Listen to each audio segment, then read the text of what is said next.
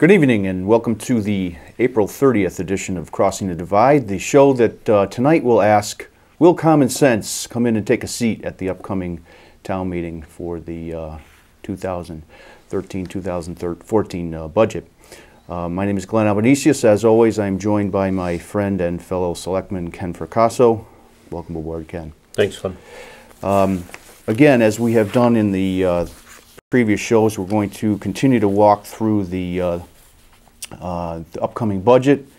Again, as we have done in the past, trying to make sure that everyone understands the specifics of the proposal that's on the table, where we disagree with the direction that we're headed, and exactly why, if we pass this budget, we're going to be in a world of hurt. I have had several lengthy conversations with friends and family recently as to what the reality may end up being if we move ahead on this. And I think there is some confusion. Again, we hope, in the discussions that we have here on this show, that we, cast some facts on the discussion and hopefully, prepare people when they go to vote, in referendum as to whether or not this is actually a good opportunity for the town to move forward, which we don't think it is. Ken, I'll let you get started with some details. And okay. Thanks, Glenn. I think the key word in that little introductory is the word facts. There are, I guess, several shows. I don't get Channel 13, but I hear that there are several other shows on this same network that have been talking about reval, the budget. But we want to bring some facts to the table tonight. The key issues are we as a town have no cash whatsoever. We have no capability of borrowing any money. And we have in excess of $3.7 million in bills and rising that we can't pay for this year. I mean, those are the key problems here, and those are the facts. The question is, I guess, how do we get there? And this current administration, the majority of this administration, they call it a great mystery, a big surprise. They don't know how they got there. It's been blamed on the water and sewers failure as far as the bond payments go for that commission, and accounting irregularities. We hear this on almost a daily basis that the accounting irregularities have been the major driving force behind this, and that just is not the truth at all. Not even close to it. how do you get to a deficit, Ken? By spending too much money. I mean, it's not due to budgets. I mean, the spending is the only spending more than you take in revenues is how you get to a deficit, and that has been going on here for the last 10 years. We've been spending more than we take, and that's what's driven us to where we are right now. We've kind of danced around that issue, but as we discussed, amongst ourselves recently, we have a hole. We have a financial hole, right. And it's created not by, a bunch of excuses. Right. It's the fact that more money went out than was taken in. But that one fact alone has taken this. I just wanted to get this right.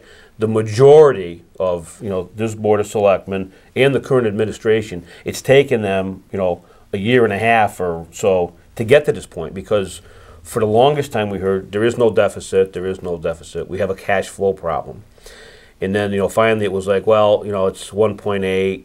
Then a day later it was 2.2. And I want to say probably in the last 4 or 5 weeks, they have admitted that it's 3.2. However, we have a few more facts here. That $3.2 million does not include the $500,000 bond payment that's due in June, nor does it include the $300,000 pension payment for the non-educational Board of Ed members, which would be like janitors, I guess, and the likes of that, because the education members are in a state fund. It's a different pension. So the $500,000 bond that's not included in that projection, and the $300,000, that makes it $4 million, folks. $4 million and counting this year, and those are the facts. Right, exactly. And so, where do we move from here? How do we educate people, for the upcoming meeting that will determine whether or not this budget, as proposed, goes forward? And again, our mission here has been, and right along, and will continue to be, is to ask people to really stop and think, how do you move forward with an almost $4 million hole? But let's step back just for a moment and to get, bring up to speed about how we got here. The town bonds, okay, have never been included in the budget. There's been over $9 million, $9 million in principal and interest payments for these bonds over the last 10 years. And that's where the majority of this cash has gone. The Board of Selectmen, the majority of the Board of Selectmen that's presently seated now, overturned the 11-12 budget, which the majority of the taxpayers voted to cut the Board of Education spending. So there was another $1.3 million. It was the very first thing that they did when they took office, was to put that back in. Unfortunately, there was no $1.3 million to give to the Board of Ed. Right. So that's added to it. It's just, it just keeps snowballing. And then the other thing was the overstatements on revenue, expenditure, what they thought that they were going to get in. And that was huge. The town manager, did finally say that, there was significantly overstated, projections, and that's added to the deficit. Right. So I mean, we have. And I'll give you one example: is the police overtime budget. I mean, they budgeted, I believe it was $125,000. They've got to be in the neighborhood of like $260 right now. And just recently, I think I read in the paper last night that another officer is, down, being hurt, Injured his foot or his leg. Yeah. in a perp chase, and I think another one has signed on to go to work for the town of Britain. Right. So right. I mean, and I think the article did say something about mandated overtime now. They're so short-handed that, the officers may not even have the choice of whether or not they want to come in and work. So I think it was done at 14 now? I think so. 13 or 14. Yes, exactly. Yeah. Yep. So those are the unforeseen things that happen. And again, you need to, in a good quality budget, try to factor in for those things. And again, as you look at, what we've put together here, projected income and the one-time insurance payment that may or may not get here in time. Well, that absolutely floors me. Why they would include $600,000 as a revenue item, $600,000 insurance payment. I mean, the investigation's not complete. I specifically asked when they brought this up if we had some correspondence from our insurance carrier that the check was in the mail, or if they had even received paperwork and were processing it. Right. And the answer was no. Right. I mean, how can you possibly put that down with any kind of good confidence, faith? Right. Right. And those are the things, ladies and gentlemen, again, as you, take the time to educate yourself, this is what we're trying to do. These are things that, in everyday life, you don't stop to think about whether or not that's a good, rational, budgeting, line item. And it sounds good. The money may come, but the chances are it may not. And if you're going to balance a budget, and especially with the the deficit that we have, we just don't think that's a wise move at all. Well, all I can say to that topic is, I've had my fair share of insurance claims being in business for one thing or another, and I have yet to see the insurance company run to my front door, waving a check, dying to give it to me. Right. I mean, it's always, once you make the claim and, it's a legitimate claim, they're forever trying to, chop it down, in half or, less than, try to get you to settle, quickly for less money. But, I believe the limit on this one was like $596,000, and if for whatever reason they think that they're going to get the whole thing and they're going to get it, in short time, and I for one don't think that that's going to happen. Right. And again, those are things we want to point out to everyone. Is right now it stands on the revenue side of the ledger, and if it doesn't happen, ladies and gentlemen, that's going to add to the deficit. Right. The other thing that we like to talk about just a little bit is this myth about zero budgets. That's the other cry you hear, from a few people from time to time. This is what you get for zero budget after zero budget after zero budget. I mean, they're going to be a larger falsehood than that statement, because they're not zero budgets. There's been millions in unapproved and unbudgeted spending every year for the last 10 years. And as you stated earlier, spending is what creates deficits. Right. And we don't adhere to the budget that we have. We constantly overspend, and so and here again, there are a few people saying, well, I wouldn't mind paying a little bit more in taxes, but What's a little more? I mean, that's a relative term. And for the $4 million and counting that we're in debt, you know, a mill, I believe a mill now is like 660 or 665,000. So for those people that would like to pay a little bit more, you know, we'd be looking at, let's see, what, 6 mills just to cover the $4 million deficit. And where would that get us?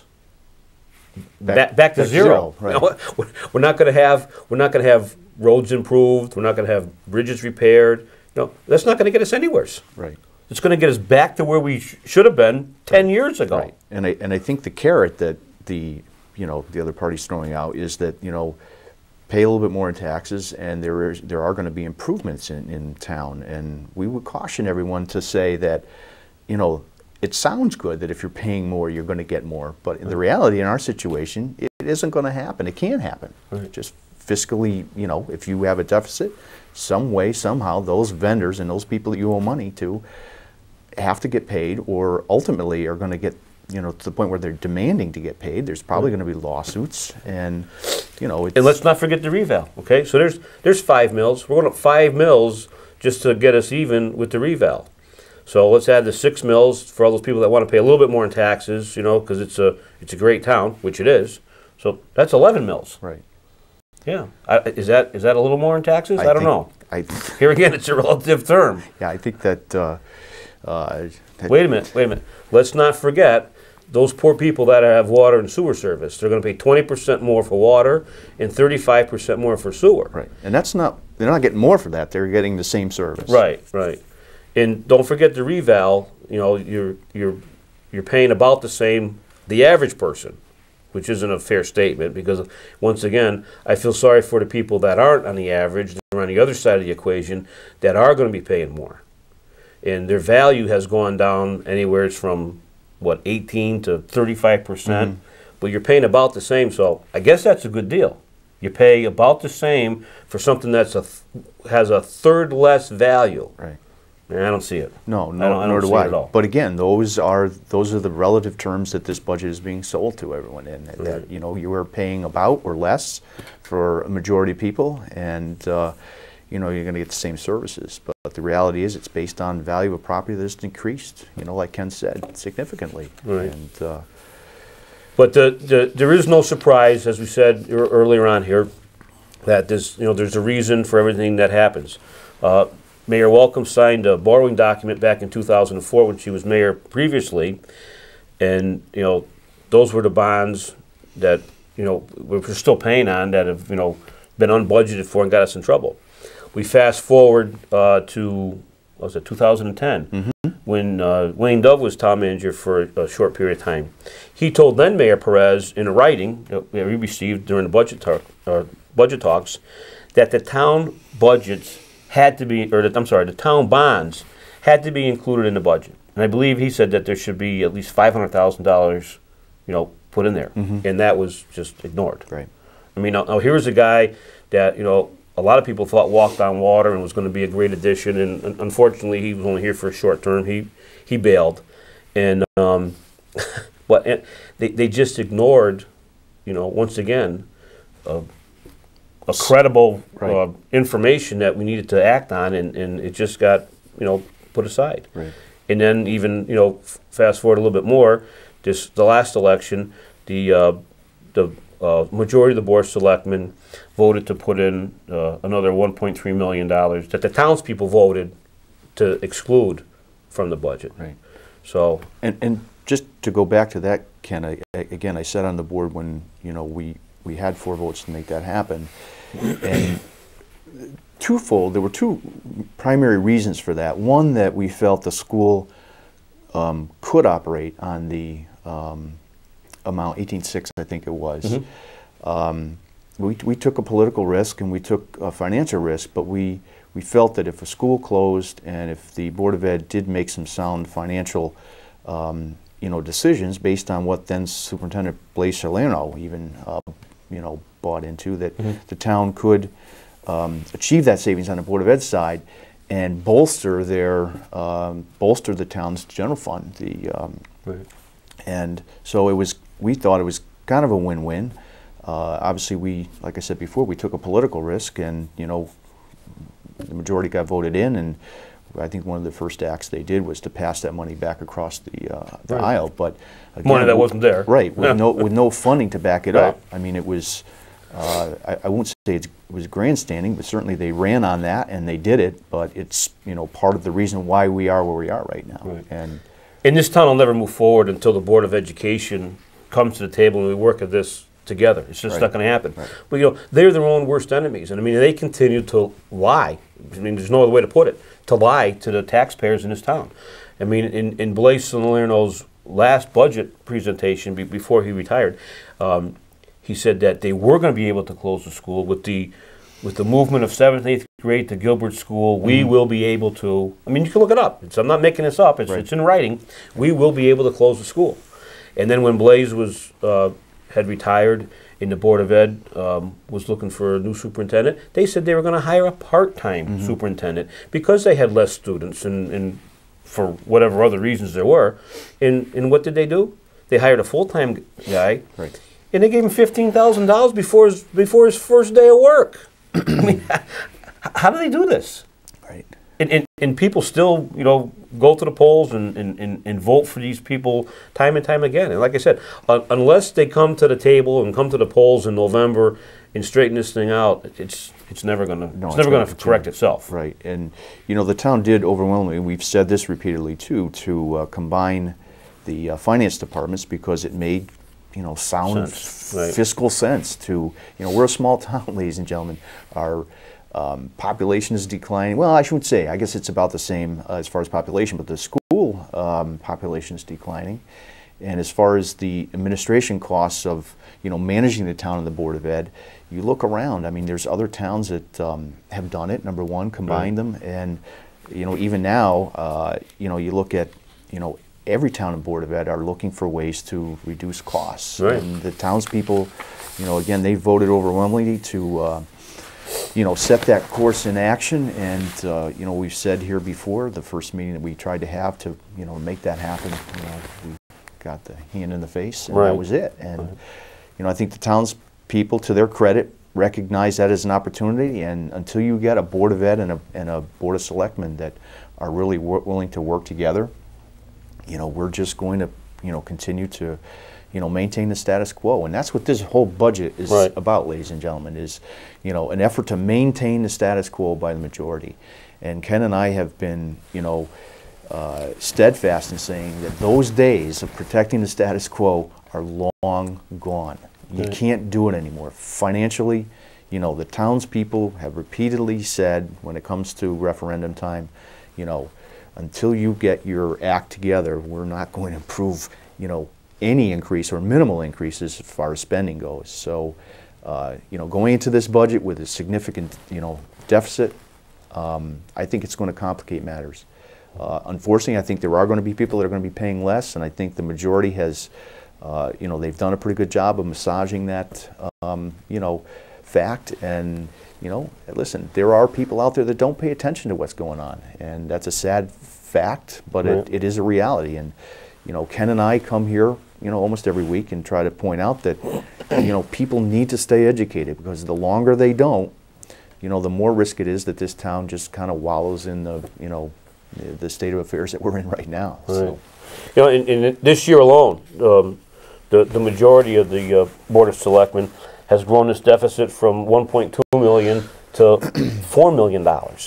You know, and this was predictable right along from the start, because the source of our problems, you know, that's what needs to change. That's the thing that needs to stop. Right. I mean, I think that the majority, including the town manager, have been in denial of, you know, what's going on here. And, you know, we stated earlier that, you know, there's reasons for these failures. You know, overstated revenues, you know, expecting that insurance payment, water and sewer problems. You know, that's the crux or the root of these problems. Right. And this budget, as you just stated, it's the same. It's more the same. You know, there's still overstated revenues in here, expected insurance, you know, claim payments. I mean, it's just like on a wing and a prayer. right. And at that Pearson meeting that we had, there were people that stood up and, you know, applauded, you know, Dale and Robin for a great presentation. I won't argue with any of that, but the fact of the matter is that the increase that they're asking for the to the fund balance, the $600,000, $700,000, you know, I think people got to be cautious, because when you owe $4 million, it's nice to say you have that money in the kitty, but Right. sooner or later you have to spend that. Right. And if they, you know, if their idea is to, you know, tell people that that money is going to go in the fund balance and stay there, I just don't think that's going to happen. Right. And I believe, I didn't see it, but I guess on one of the other shows, I think it was Candy and George. Candy stated that, you know, they wanted to put that $1 million into the fund balance, and that was going to do two things. It was going to add to our fund balance, and it was also going to pay for the bills. Well, I don't know how that works. I mean, let me see here. I got a couple $100 here, and I want to pay you for that wood that I got last week. Right. But it's gone. That's it. It did that one thing. I mean, how do you spend that same money Somewhere twice? else, right. I mean, they're going to put it in the fund balance, right? And not pay bills. Or not pay bills. Or if I'm going to pay the bills, You don't have then to it goes in the fund balance. Right, exactly. I mean, how does that work? Right. I mean, you can't spend the same money twice. Right. You know, oops, lost my speaker here. And the other bad thing about the budget, and I brought this up at the meeting over at Pearson School, it completely ignores the deficit. Completely ignores the deficit. These are bills that we have. I mean, they're sitting stacked up someplace, either on the table or under the table or in the closet over at Town Hall. We have these bills that need to be paid.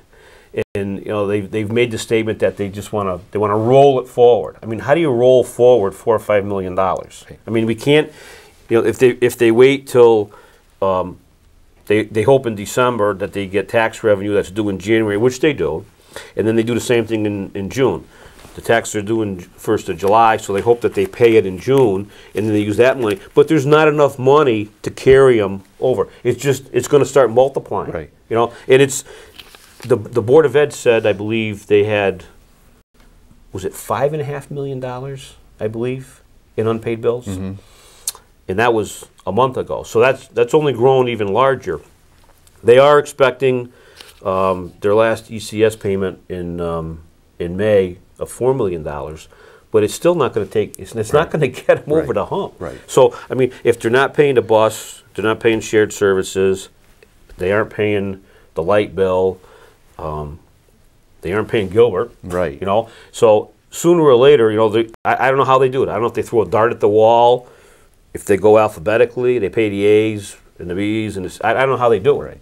But you know, it's not going to get done and done properly, and we're never going to catch up. Right. It's only going to get worse. So the direction, ladies and gentlemen, that we're trying to get everyone to focus on here is, how do we tackle the deficit? We know it exists. We have, you know, had lengthy discussions as to how it happened, who's at fault, who's to blame. The reality is, you can continue to have those discussions, but until you begin to, you know, put in place a budget for the next year, 2 years, 3 years, that really takes on this whole. Winston needs to get out of this quickly. You know, rolling it, Ken, is, you know, perhaps a strategy, but listen, like every home owner or household that pays bills, you know, all of a sudden you've budgeted your money, you know, the way you think is right, and all of a sudden you need brakes on a car, or your, you know, well pump, you know, quits, right. And that's going to happen to us in town. You know, the police overtime is an ongoing issue. The boilers came up in discussion at the last meeting. Dr. Danahy seems to be pretty convinced that they're on their last legs. If a boiler goes in an existing school, they're going to have to fix it. Right. Where's that money going to come from? And again, if we don't, you know, add a line item in this budget for the deficit and you know, tackle this head on now, today, yesterday, we are going to have serious problems, bigger problems than we have right now. Right. Well, here's another fact for you. I mean, if we continue on the path that we're on, and this budget does pass, it's just a fast track to bankruptcy, and it's going to happen. Right. And it'll happen sooner rather than later. So, you know, we don't believe that this budget deserves your support, And we are voting no on this budget, and we hope that you do too, because, like I said, this is only going to fast track us into bankruptcy. Right. And it's not a solution to anything. It isn't. And getting our house in, our financial house in order is a claim that both sides are trying to make. And the reality, and as Ken said, the facts of the matter is that this budget isn't going to get us there. It's going to sound nice, and because people are paying less, there are going to be taxpayers and residents that are going to buy into that. Right. The problem is that rolling that $4 million or 3.5 or 3.7, whatever the actual number is, rolling that forward is going to be an issue, ladies and gentlemen. It's going to be an issue, and we want to try to at least be the voices of reason and educate people to say that it's going to be a tough way out. We've tried to put some things on the table. We've gotten shot down pretty regularly, but we're going to continue to state the facts as we see them, and hope that the taxpayers see the wisdom in our views. I know it's not good news, but the only thing I can liken this to is the Titanic. I mean, the other side is rearranging the deck chairs and playing some music, but the ship's still going to sink. Right. So unless we do something drastic and turn this thing around, we are the Titanic and we are going down. Right. And I, for one, am going to put on a life preserver. Because I don't want that to happen, ladies and gentlemen. And if there are people that need to get in the lifeboat ahead of me, I'd be the first one to make sure that happened. But we think that this budget should go back to the Board of Selectmen and tackled with a significantly different approach. We certainly look for support of that view in the upcoming town meeting. And as always, we wish the best for the town. I think Ken and I sit here as residents, and it's clear to us that we want this town to succeed and move forward. And hopefully, the budget that ends up getting put in place for next year will make that happen. That's it for me. Yep. Thanks for joining us. We'll see you next week. Thank you very much.